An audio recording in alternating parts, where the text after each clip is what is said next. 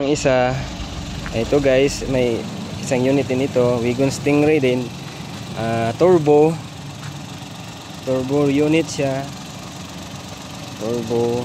Ayan, ito yung intercooler niya, may intercooler siya yan. At umaandar ito ngayon guys, yan.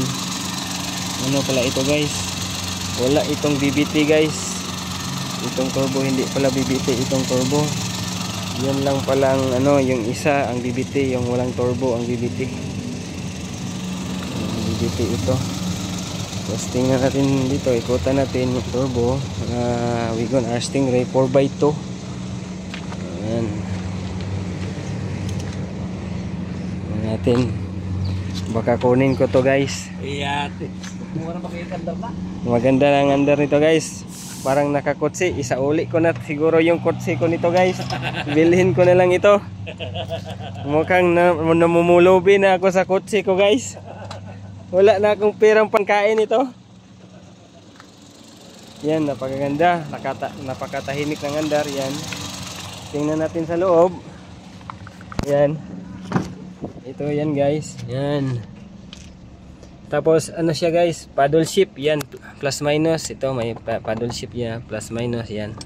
Paddle shift to, plus minus. Paddle shift, straight matic din ito guys, turbo, straight matic. Ito din ang kanyang loob guys. Yan. Yan. Halos parehas lang sila ng sa loob ng isang Wagon.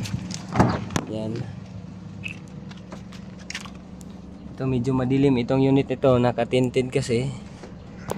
Yan, ito ay turbo, malakas itong tumakbo. Malakas manakbo itong mga unit na ito. Napo-fold din itong upuan ito, yan. Napo-fold natin. Yan, oh, napaka malaki pang malagay natin na cargo diyan, guys. Hindi lang tayo makalagay ng motor dito.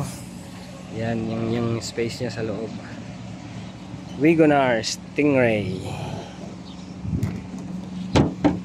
turbo. Yan guys, PM lang kayo guys kung kursunada nyo ito. Mura lang ito guys, binibigay ni bossing, mura lang. Yan. Tapos naka body kit pala ito guys, yung tingnan nyo yung mukha niya, napakaganda ng mukha. Suzuki Sport, yan, pang racing siguro ito. May emblem pang Suzuki Sports. Yan. Tapos umaandar ito ha. Umaandar ito guys. Kagandahan pala nito guys. Walang basag yung ano guys, windshield niya guys. At pati yung isa walang basag din. Yan. Maganda to bilhin kasi hindi na tayo maghahagilap ng windshield. Yan. Salamat.